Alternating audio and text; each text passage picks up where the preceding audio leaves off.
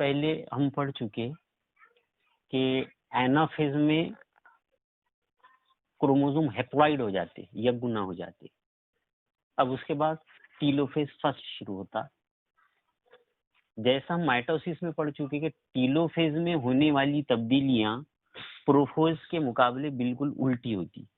जैसे वहां पर मरकजी की झिल्ली खत्म होने की शुरुआत होती, टूटने की शुरुआत होती, यहाँ पर मरकजी की झिल्ली तैयार हो जाती। ये पहली तब्दीली।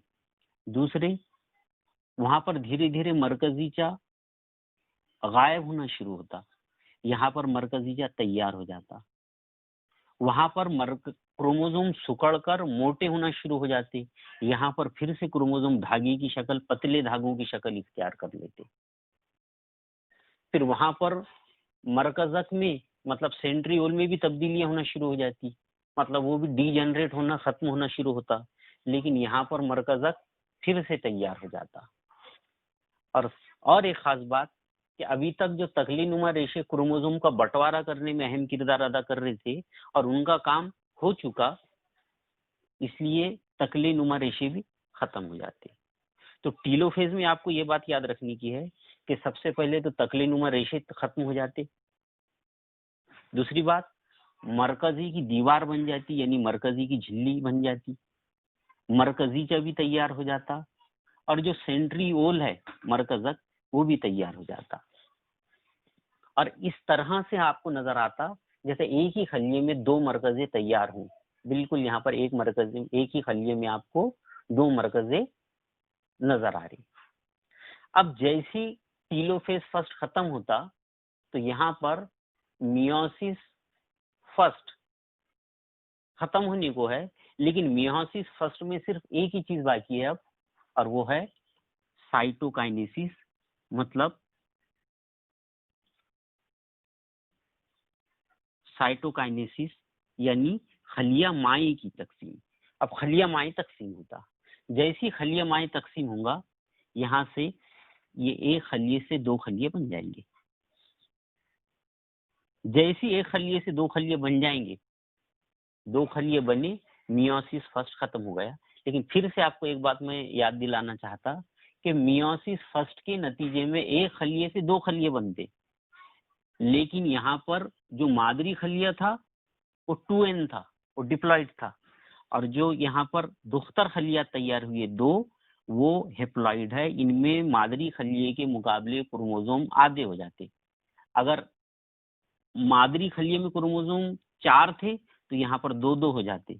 इंसान की अगर हम बात करें, मादरी खलिये में अगर क्रोमोसोम 46 है तो वो 23-23 हो जाते। यानी मियोसिस फर्स्ट के नतीजे में एक खलिये से दो खलिया तैयार होते और उनमें क्रोमोसोम की तादाद आधी हो जाती। डिप्लॉइड खलिये से हेप्लॉइड खलिया तैयार होता, डिप्लॉइड खलिये से हेप्लॉइड दो खलिया तैयार होते। अब इसके बाद में खलिया कुछ देर तक आराम करता और उसके बाद फिर मियोसिस सेकंड होता। अब मियोसिस सेकंड में फिर वही होगा, prophase second, metaphase second, anaphase second और टीलोफेज सेकंड। फिर उसके बाद में और साइटोकाइनेसिस होंगी, और इस तरीके से मियोसिस फर्स्ट और मियोसिस सेकंड के बाद आपको कुल मिलाकर 4 खलियात नजर आएंगी, कुल 4 खलियात तैयार हो जाएंगी। लेकिन यहाँ पर हेप्लॉइड खलिया तैयार हो गए।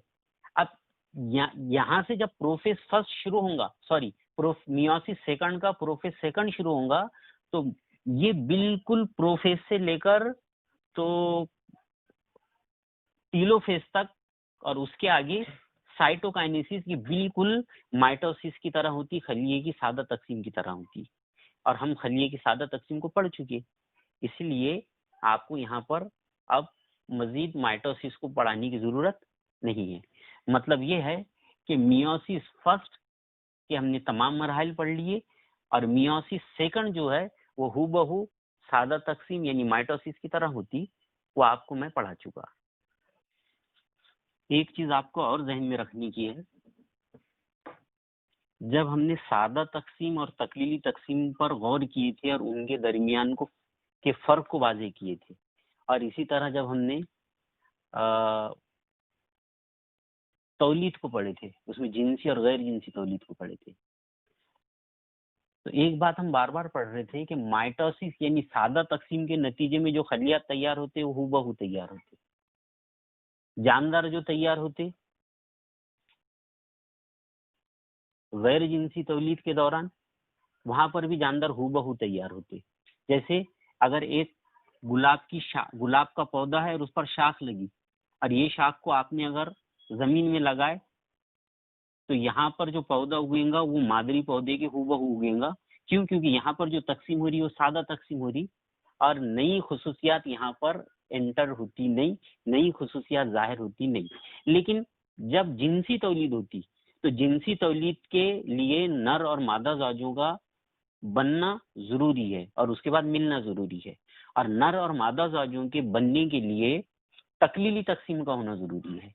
और तकलीली तकसीम के दौरान जो क्रॉसिंग ओवर होता, मुबादला होता, मतलब एक क्रोमोसोम का कटा हुआ हिस्सा दूसरे को और दूसरे का पहले क्रोमोसोम को जो जुड़ता, उस वजह से जो गैमिट्स यानी जो जाजे तैयार होते, जाजों में क्रोमोसोम का एक या जीन का एक नया कॉम्बिनेशन तैयार होता और क्रॉसिंग ओवर की वजह से ही तकलीली तकसीम के नतीजे में जो नए खलियात तैयार होते और उनसे नए खलियात यानी जो जाजे तैयार होते और जाजों से जो नए जानदार तैयार होते वो अपने मादरी खलिए के या वो अपने माँ बाप के हूबहू नहीं होते। ये सिर्फ और सिर्फ तकलीली तकसीम में जो क्रॉसिंग ओवर का अमल होता उस वजह से होता। अब फर्ज कर लो अगर आपको तकसीम को देखने का है कि खलियात तकसीम एग्जैक्टली कैसे होते और आपको डायरेक्ट माइक्रोस्कोप में देखने का है, तो आप एक दरमियानी हालत की प्याज लो और एक बीकर में या गैस जार में पानी लो, ये पानी है फर्ज कर लो, उसके ऊपर प्याज रखो, ये प्याज, और कोशिश ये करो कि प्याज जो है ये प्याज की जड़ें पानी में डूबी रहे और तकरीबन 5 दिन तक इसे यूं ही हालत में ऐसी की ऐसी हालत में इसे रखिए। तो ये जड़ें बढ़ती रहती और बढ़ने के बाद इसको निकालने का है 5 दिन गुजरने के बाद। फिर ये जड़ों को यहाँ से काटने का है और काटने के बाद इसे स्लाइड पर रखने का है और उसको रंगने के लिए आयोडीन का इस्तेमाल करने का है।